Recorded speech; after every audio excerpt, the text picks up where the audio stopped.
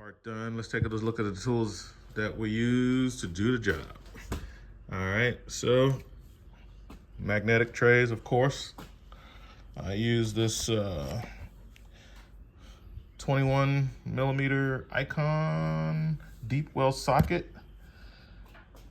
That came in handy for the, there's a spot where you can't get an impact in there unless you have a very compact right angle 1/2 inch drive impact. You'll end up using a ratchet and a socket.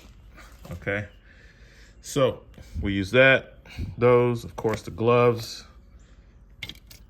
I use this set for my shallows, went with the metric for the mid lengths, which came in handy in a lot of situations where you kind of needed a deep, but if you had a mid, the mid would work and give you more clearance, which is why I love the mid-length socket. So we use a snap-on mid-length socket. These came in super handy as long as you have a impact wrench that's powerful enough to overcome the torque loss of using a swivel.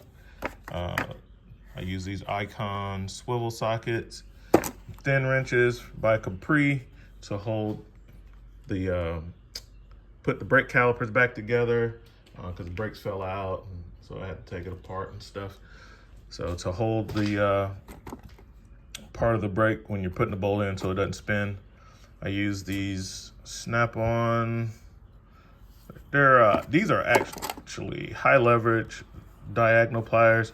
I use these while working with the cotter pin, trying to get those out, which they were so rusted that they broke. Set of snap-on standard wrenches, 18 came in handy, and a couple others, but mainly I remember the 18 and maybe the 17. I can't remember.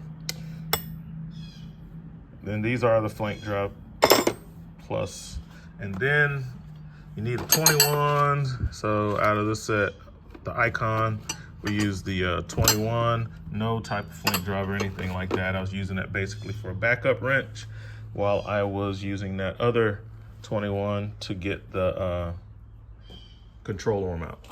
Okay, couple of extensions. Needed a very long extension when working with the passenger side. CV axle, because it has that extension piece and it has 3 bolts. You don't have to take that off, but because you have to reuse that part, and it has like a seal kind of thing on it, and the pickle fork kind of bends that up, so it was easier to take those 3 bolts out, pull it out of the passenger side of the transmission, and then separate the CV axle on the bench is what I did, so that I didn't damage the part, that extension that I had to reuse that actually goes from a bracket to the transmission itself. So that's a tip. That's something that you might want to keep in mind. It's a lot easier just to remove the 3 bolts securing that CV axle, which has made it to an extension piece, and just pulling the whole thing out of transmission. You're gonna lose some fluid, but you can put it back in later. It's pretty easy. And separate that on the bench so that you don't beat it up with your pickle fork. Now, if you have a slide hammer, then you're good. But I didn't have a CV axle removal tool, which is basically a giant crow's foot on a slide hammer. I didn't have that tool, so I did it that way.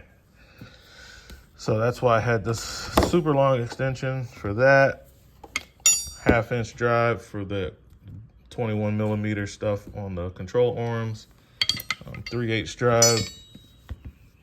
Had to use a ratchet in some places, couldn't get the impact in. On one nut, it is on the other side of that same, on those control arms. You can't get anything in there but a wrench, and it's pretty tight. So I use a wrench extender to, this is an OEM Tools brand. I use this wrench extender on one of my big wrenches. I think it was a 21 again, to break that free so that I can get that off. So this came in handy. This is like my favorite one. I have the German ones. They're kind of too big on the end. It has an odd shape. So I don't know where that thing's at. I hadn't seen it in a while. It's probably on the truck somewhere. But it has a real big square handle. And I need to find it because I was looking for it one day while I was working on a camper and I couldn't find it. So I need to audit the truck and find that thing. Caliper hook. Another extension. I've been using this. This is out of the 100 tooth ratchets. This one is my favorite. The flex head, because it's longer than the standard one, and my standard one has a comfort grip, which I don't like on a short ratchet. So I don't really use it because the handle gets in the way when you kind of got to fit it in a tight spot, and the handle is just too big. It reduces your swing arc when you're in a tight spot. The big handle does. So this is the one that I use the most. And as I said, I'll probably be trading the other one in to my Snap-on guy because I don't really like this one. See, the handle, so it goes so far up the ratchet to where I might grip the ratchet here, but I need this to be slim for my swing arc.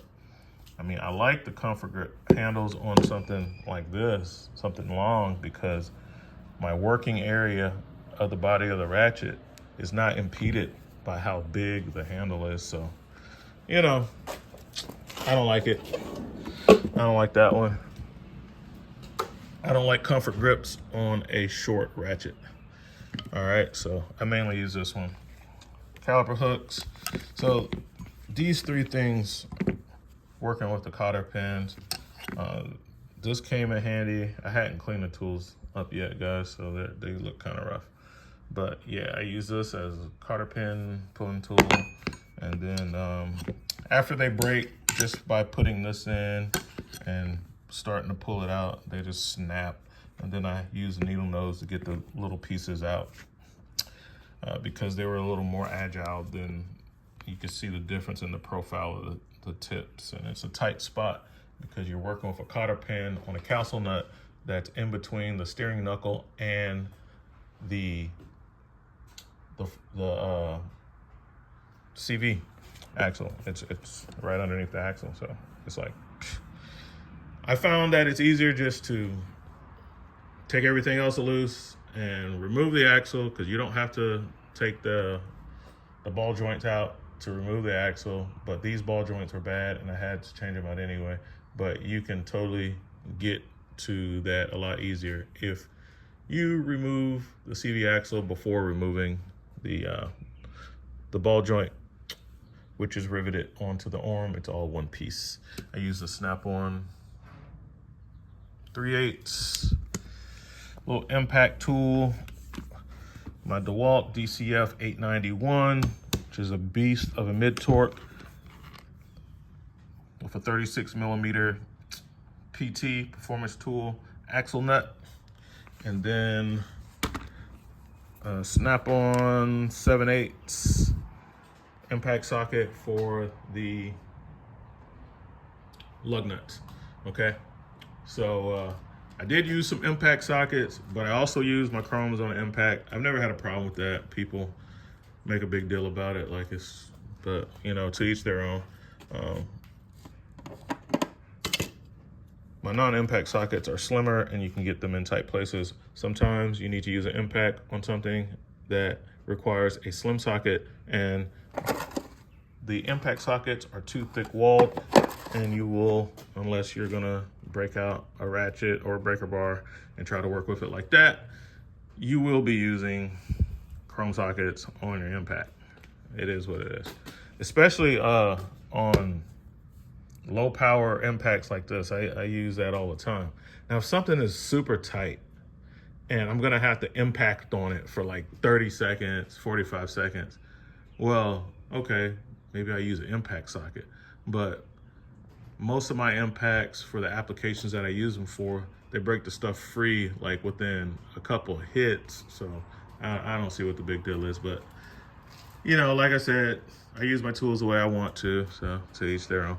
Hammers, sledgehammer. This makes the job really easy, having a nice, short, heavy sledgehammer. On getting some of the breaking free, working with the pickle fork and breaking free, like the separating the ball joint. And of course, the pickle fork, which this is a cheap one. I need to buy a good one because this thing's all beat up. It's like aluminum or something, probably. Let's see. Nope, it's not aluminum. It is steel, but I'm mushrooming it from whacking on it so much. And the tips bend. That side, I don't care about that. And mushrooming all day, I don't care. It's this part. These get bent out of shape too easy. I need something a little stronger than that.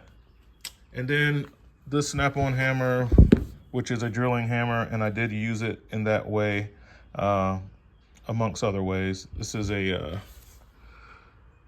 Hotel Sierra Delta 32.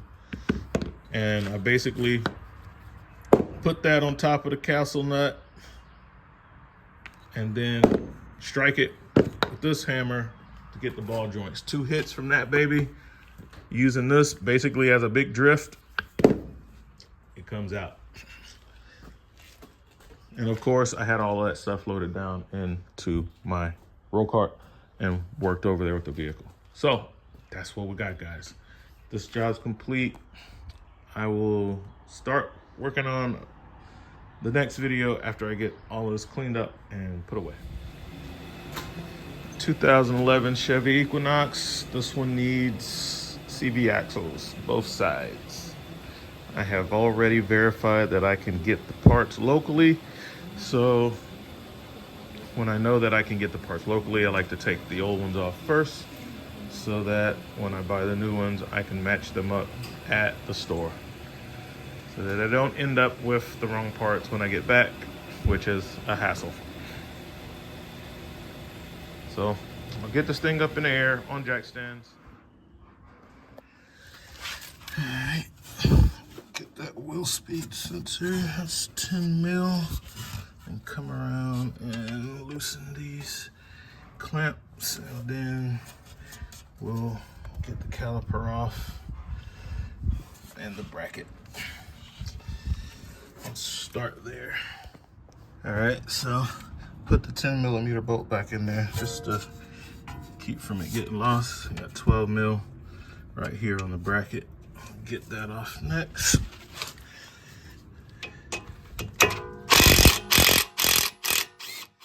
I pre-sprayed all of this down with penetrating oil a couple times. Get that out of the way and put the bolt back where it goes.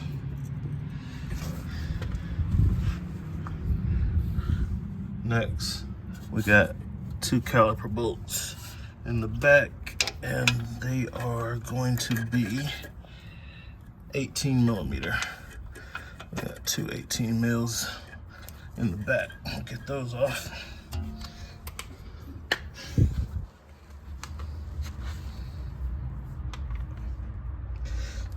Let's see if the snap-on 3/8 gun to get it. I've already done the other side with this gun.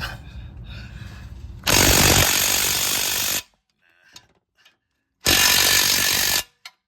too much for this gun. Use a 1/2-inch drive. Got my DeWalt top mid-torque and my compact torque, compact to get it. This thing's super strong. 18 1/2-inch. Let's see. I think I was using swivel sockets on that anyway. Takes away some of the torque, but the gun's strong enough, it doesn't matter.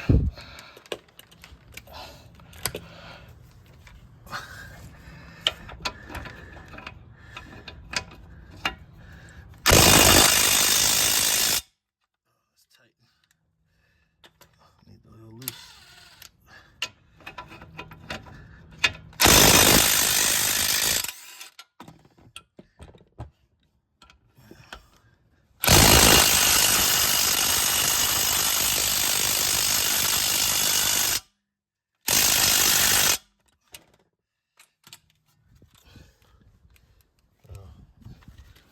battery dead? No, battery's good.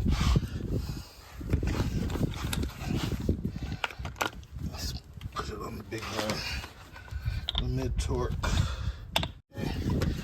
That'll definitely get it.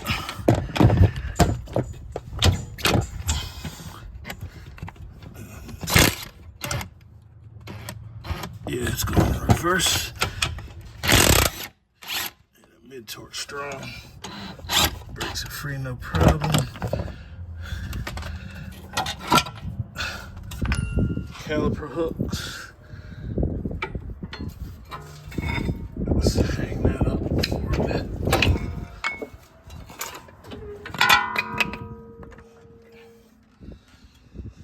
Alright.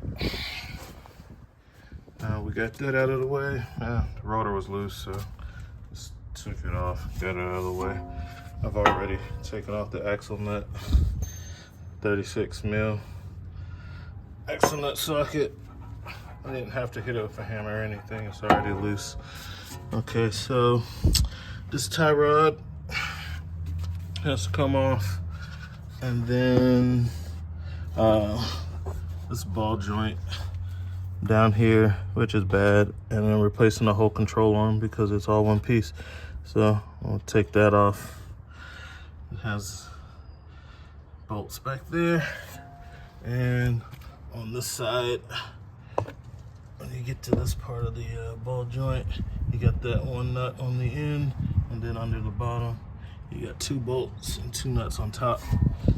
So let's start with the tie rod in, and then get the ball joint.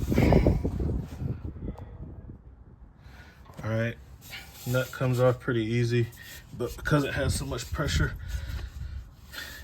gotta take these out first. So you can go for either a ball joint or for this. Take these off for the strut. Get the strut bolts out. It's gonna be a 21 mil here.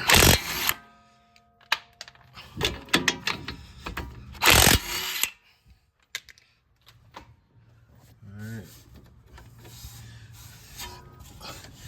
Get the cotter pin out of that. And get that castle nut loose. CV axle's in the way, you're not gonna be able to take it all the way out. And you can use a pickle fork to kind of pop that off. So this vehicle's like I don't know, it's a 2011, so it's 13 years old. Cotter pin is rusted, so more than likely it's gonna break on you. I use this snap-on cotter pin puller to get it as far as I can get it, and then it snaps. At that point, you'll have 2 long pieces on each end. Just work with 1 long piece, get it out, and then once you get that one piece out, the other one will come out. But that's more than likely what's gonna happen to you because it's just so rusted.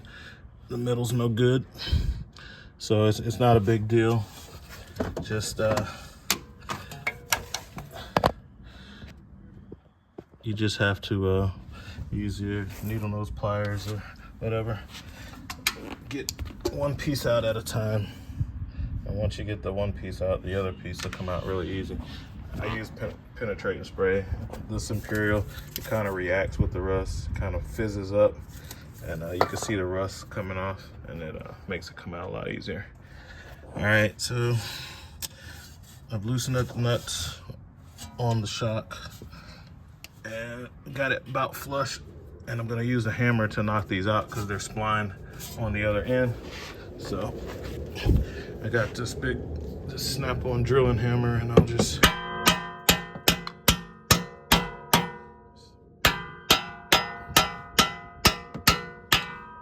the splines out. You see those splines? That's what's kind of holding it, the bolt in there.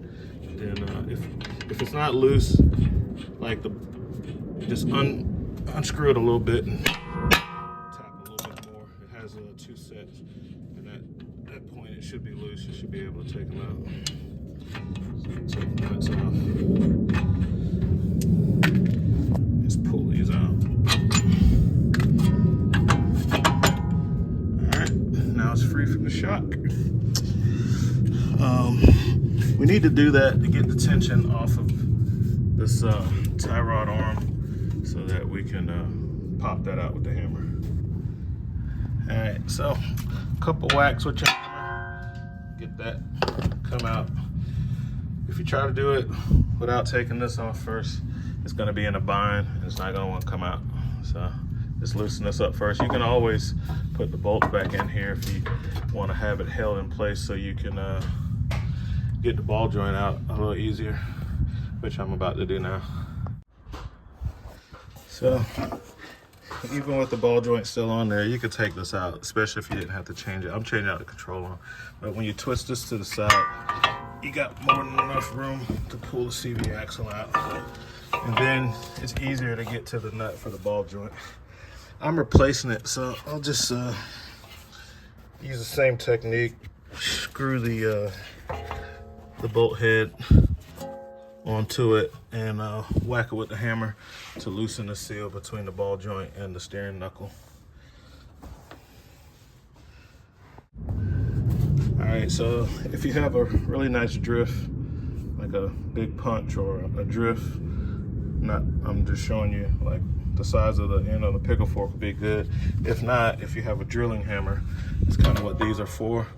I could put this drilling hammer right here and then hit the other end with the sledge and using both of the hammers. Basically, I'm using the hammer as a drift. It does the same thing. So I'll be using the drilling hammer method. All right, 2 taps with that, and it definitely came out.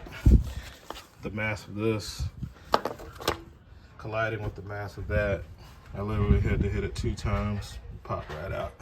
So now I can remove the steering knuckle from the control arm and take it all the way out. It's not gonna be as heavy because I took the rotor off. I can just pull that off like that. Take this to the workbench. Put it over here by the old parts. And now we can remove the CV axle from the transmission using the pickle fork. All right, to get this out, use the pickle fork. You can see if I can see the marks that I made on it. Those little scrapes in the rust. You gotta get underneath the vehicle and put your pickle fork right in here and just hit it a couple times with a sledgehammer. It will wedge in between the frame and force it out. Yeah, this is the pickle fork I use. This is not even a big one. This is an average size pickle fork. Not even the best.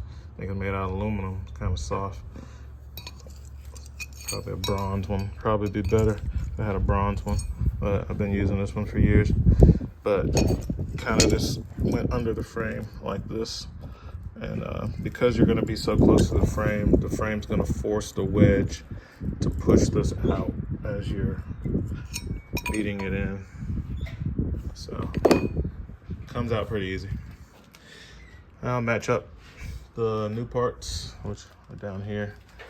But before I do that, let's go ahead and finish disassembling the vehicle by taking out the control arm. Since I am changing the control arm, I'll go ahead and change it. I mean, you have to touch so much stuff to do these, especially if your ball joint looks like that. You gotta replace the whole control arm anyway. And it's a good time to, you know, brakes, shocks or struts that's in the front.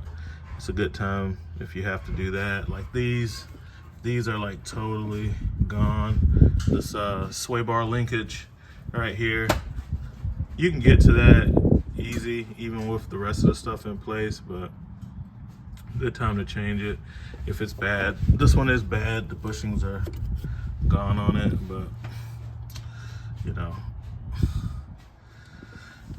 I don't think she wants to change it. She's kind of over budget already.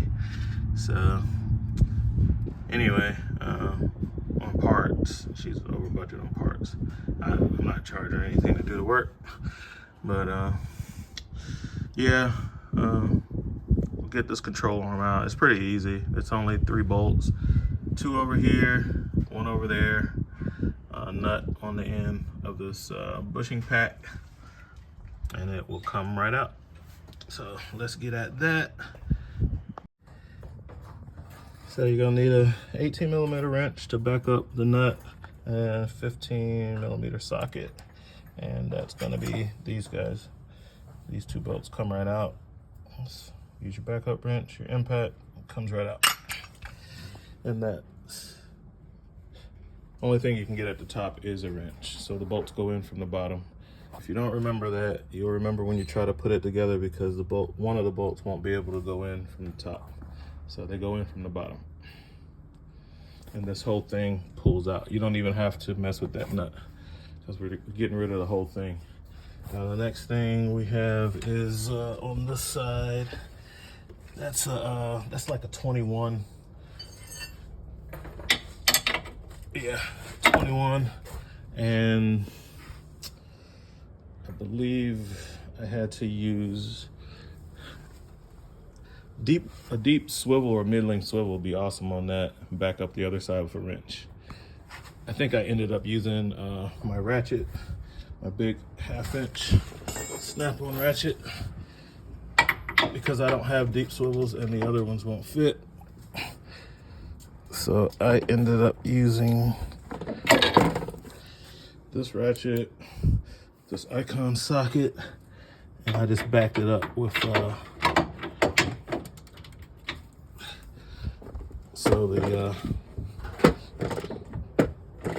this ratchet is so long that it doesn't take a whole lot of effort to break that free. And what's gonna happen is, once you do, you can see the tension fell off the arm and it dropped. It's easy. You just come under here and put your backup wrench on it, like so, and then just ratchet that off. If you have a power ratchet, after you get it a little loose, you can just use a power ratchet, because it has some threads on it.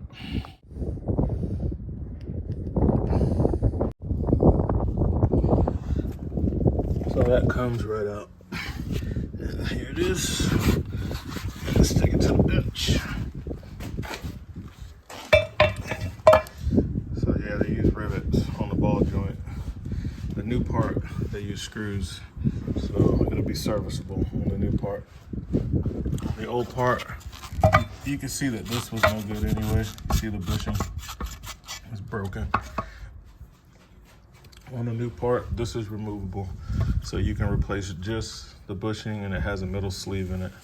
So it's some upgrades. It's more so made like this side on the new one. So, you know, this is the OEM one.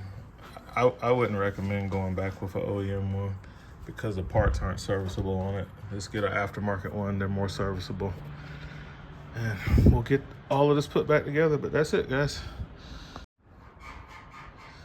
All right, so let me show you what's going on with these the old parts versus the new parts. So as you can see, that's pretty much done, right? So on the new part, that sleeve is not bonded to the rubber. It has another sleeve on it, much like this one. But these are just so worn out and tore up that they just pull right out. It's trash. But on the ball joint side, you can see they use the rivets. But on this one, this ball joint is serviceable. It has nuts, which makes it a lot easier to change the CV axles, because you don't have to worry about separating the ball joint from the steering knuckle. You can leave the ball joint in the steering knuckle, especially because, as you can see, the axle is on top of the castle nut and it's hard to get to. So with this setup, it's a lot easier to service the vehicle, and you don't have to rebuy this on. You can just change the ball joint. If you had to change this bushing, you can just change that bushing whether they'll sell it to you like that, I don't know, but it'll save you a lot of work. But yeah, that's the upgrades from the OEM part to the aftermarket part, which is much better in this case than the OEM part. All right, so we'll get this installed in the car. It's this reverse of what we did to take it apart. I'm not gonna bother showing it because it's gonna slow me down. I'm ready to go do something else. All right. All right, so I'll scan the vehicle again, make sure we didn't set any new codes. Only sensors we messed with were the wheel speed sensors, and the check engine light was off when the vehicle came in, and it's still off, but it still has a few codes that it came in with. Looks like a camshaft position sensor, misfires in the engine. I'm not surprised. The oil probably needs to be changed. Plugs probably need to be changed.